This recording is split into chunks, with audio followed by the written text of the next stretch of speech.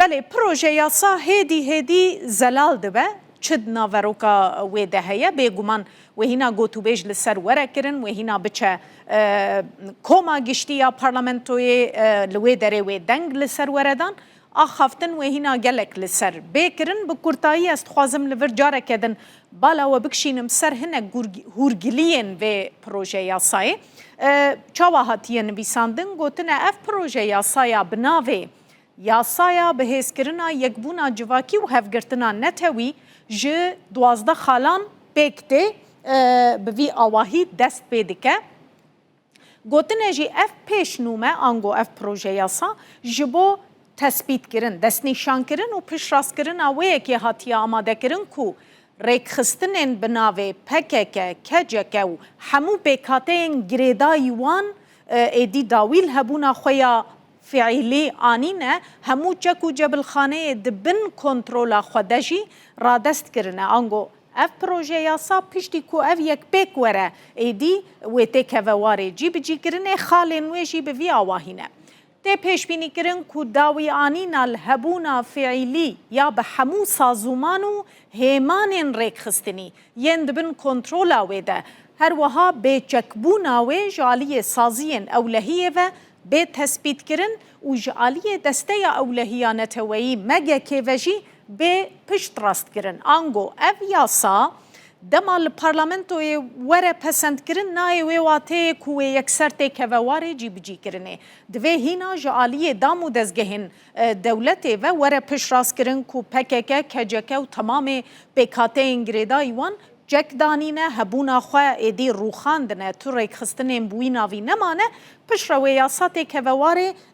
جی کرنه چارچوه یا یاسای چیه؟ یاسا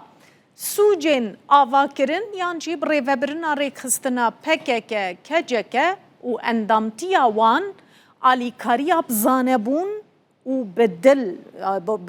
بیرو رزامندی و پروپاگاندا یوان ریک خستنان هر وها سوجن د چارچوبه یا خباتن وان ریک خستنان ده هاتنه کرن و سوجن جبو برجوندی ریک خستنه ین د قانونا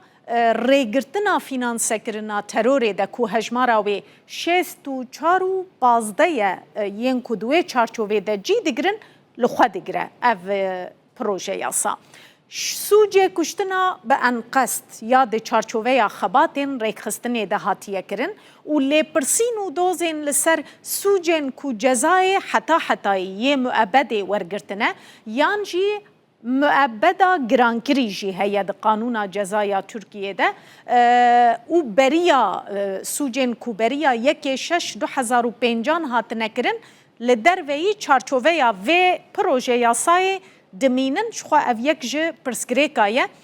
روزنامه وانا جی پرسی لی برسوه که زلال ندانوان نرخاندن لسر کسین کودکوین چارچوه یا وی قانونه و جالی وان مقامان و بینکرن کنها لی پرسین و دوزین وان بریوه دبن لی بله هاتیه دیار کرن کو سرلیدانا جبو سودگرتنا جوه پروژه یاسایه دکاره لسر دوزگرین کوماره ین لجه ماینه انگو او کسی خوازه سودمند به لکی جان باجاری به دکاره لورجی سری لی بده سازی این کجالی دسته و هاتنه پی وردار کرن و برسوا سرلیدان انوان بدن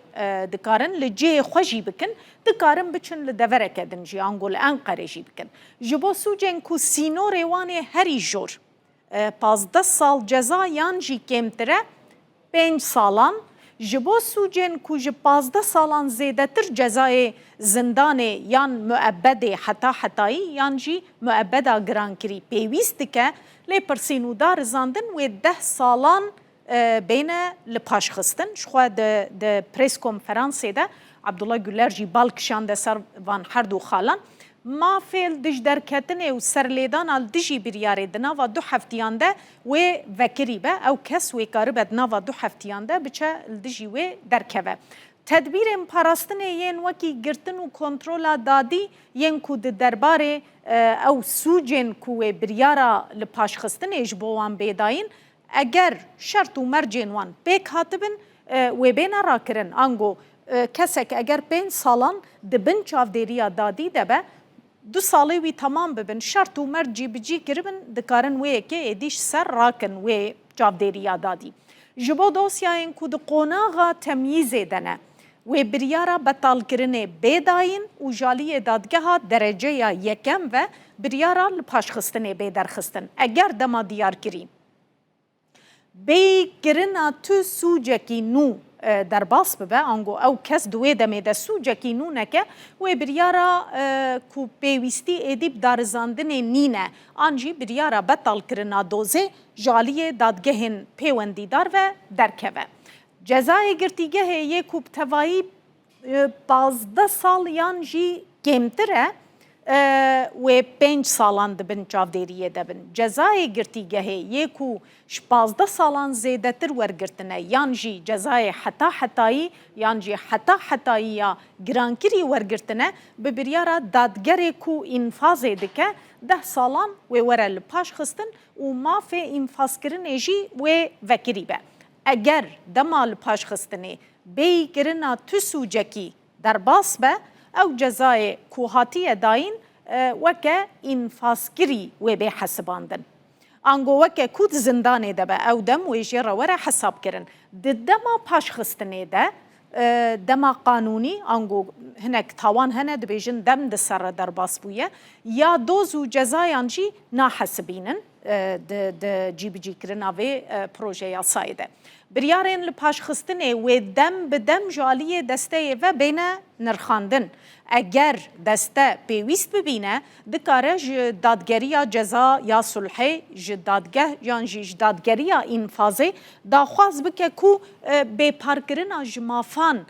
ya wan kesan ji ber lêpirsîn darizandin û wergirtina ceza ji ber ku gelek kes di wê rewşê de ne bi hemû encamên xwe ve wê were rakirin. Ji bo biryarên li paşxistinê yên ku weke 5 sala hatine dayîn divê ji dîroka dayîna biryarê herî kêm 2 salan û ji bo biryarên paşxistinê yên 10 salî jî divê herî kêm 3 sal di ser re derbas bûbin. Desteya ku bi serokatiya alîkarê serokkomar û ji wezîrê dadê wezîrê derve, wezîrê navxwe, wezîrê berevaniyê, sekreterê giştiyê serokkomariyê, serokê mîtê û sekreterê giştiyê desteya ewlehiya neteweyî pêk tê wê cîbicîkirina qanûnê bişopîne ev